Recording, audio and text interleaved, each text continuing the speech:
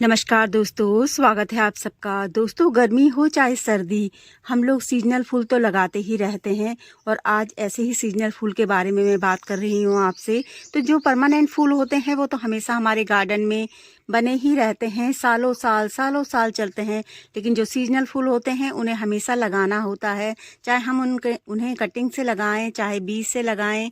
तो चलिए हम एक ऐसे ही फूल वाले पौधे को लगाते हैं और मैं आपको उसका रिजल्ट भी दिखाऊंगी लास्ट में। तो आप वीडियो में अंत तक बने रहें दोस्तों, फूल लगाने के लिए हमें सबसे पहले बीज चाहिए होते हैं। उसके बाद हम फूल के बीज बोते हैं और तब पौध तैयार करते हैं। और कुछ पौधे हम कटिंग से तैयार करते हैं। तो जो सीजनल फूल हैं उन्हें हम बीज से तैयार करते हैं और कटिंग से भी तैयार करते हैं। तो ये तो मैंने बीज से तैयार किए हैं और ये मेरी जीनिया के सीडलिंग्स हैं, प्यारे प्यारे से। और बहुत सारे यहाँ भी उग रहे हैं। दोस्तों, मैं सारी पौध ले आई हूँ और कुछ छोटी छोटी पौध थी तो वो मैंने वहीं रख दी है। तो दोस्तों, जो ये सीजनल फूल होते हैं इन्हें लगाने के लिए हमें ज़्यादा बड़े पॉट की ज़रूरत नहीं होती। और मैं हमेशा कहती हूँ कि जितना बड़ा पौधा होता है उतना ही बड़ा आप पॉट लें। लेकिन यहाँ पे अब बात यह है कि गर्मी बहुत ज़्यादा हो गई है, तो मैं जिस पॉट में इन्हें लगाना है ना उसी में ही इन सारी सीडलिंग्स को लगा रही हूँ। और ये जो देसी होते हैं बहुत हार्डी होते हैं, रफ टफ होते हैं। आप हाइब्रिड भी ला सकते हो, आपको वो नर्सरी में 20 से 25 रुपए तक के मिल जाएंगे। सब जगह नर्सरी में यही रेट रहता है हाइब्रिड का भी, लेकिन हाइब्रिड को बचाना बहुत मुश्किल होता है। और यहाँ पे मैंने इन पॉट में 3 दिन पहले मिट्टी तैयार कर ली थी। इसमें नीचे सूखी पत्तियाँ हैं और थोड़ा सा किचन वेस्ट है, वो मैंने सुखा कर डाला है, हमेशा जैसे मैं सुखा कर डालती हूँ। और मैंने इसमें हल्की सी गोबर की खाद मिलाई है बस दोस्तों। और ये जो हमारे गार्डन की मिट्टी होती ही है वही है। तो मैं इनको ना, आप चाहो तो इन्हें पॉली बैग में लगा कर भी दोबारा फिर इसमें पॉट में ट्रांसफ़र कर सकते हो। लेकिन मैं ऐसा नहीं कर रही हूँ क्योंकि मैं ना छोटे छोटे, मेरे पास मतलब मेरा गार्डन बहुत बड़ा है और पानी डालने की फिर बहुत ज़्यादा दिक्कत हो जाती है और गर्मी भी बहुत ज़्यादा है दोस्तों। तो मैं इनको इन बड़े ही पॉट में लगा रही हूँ ताकि मुझे पानी डालने का याद रहे। और ये मिट्टी मैंने 3 दिन पहले तैयार कर दी थी ये पॉट की। और अब ये मतलब मैंने इसमें 3 दिन से पानी डाल रही हूँ लगातार, ताकि इसकी मिट्टी अच्छे से बैठ जाए। क्योंकि जो सूखी पत्तियाँ होती है ना फिर वो ऊपर ऊपर रहती है और फिर जब मिट्टी बाद में नीचे बैठती है तो हमें फिर दिक्कत होती है। तो इसलिए मैंने इसको ऐसे किया। तो आप भी ऐसे कर सकते हो, 2-3 दिन पहले मिट्टी तैयार करके रख सकते हो। और ये देखो देसी है तो इन्हें कोई दिक्कत नहीं हो रही है। और ये मेरे जो भी मेरी वीडियो देखते हो उन्हें पता होगा कि मैं हमेशा देसी ही लगाती हूँ।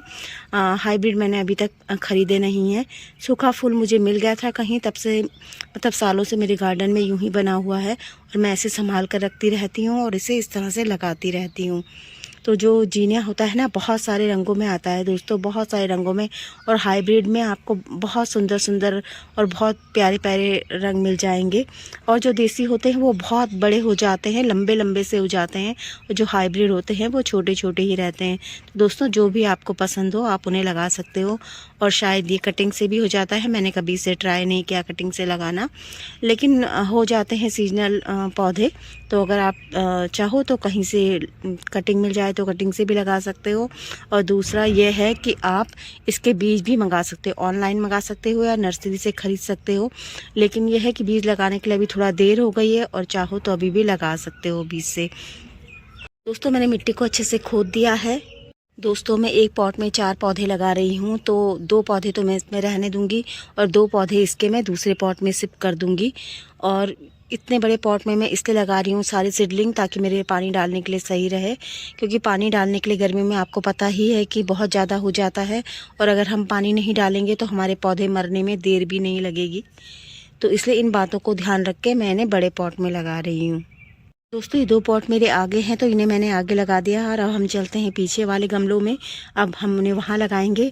और ये क्या है, छोटी छोटी नाजुक सी सीडलिंग है, तो आपको इनको ना छाया में रखना है। और मेरे इस जगह में यहाँ पे अच्छी खासी छाया रहती है, तो इसलिए। और जो पीछे रखे हुए हैं पॉट वो भी मतलब छाया में ही रखे हुए हैं। तो चलिए अब हम पीछे चलते हैं और उन पॉट में लगा देते हैं।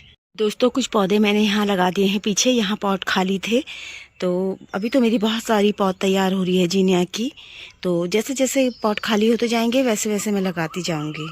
दोस्तों आप पौधे को घना बनाने के लिए उसकी पिंचिंग कर सकते हो, जैसे टिप से तोड़ देना इस तरीके से।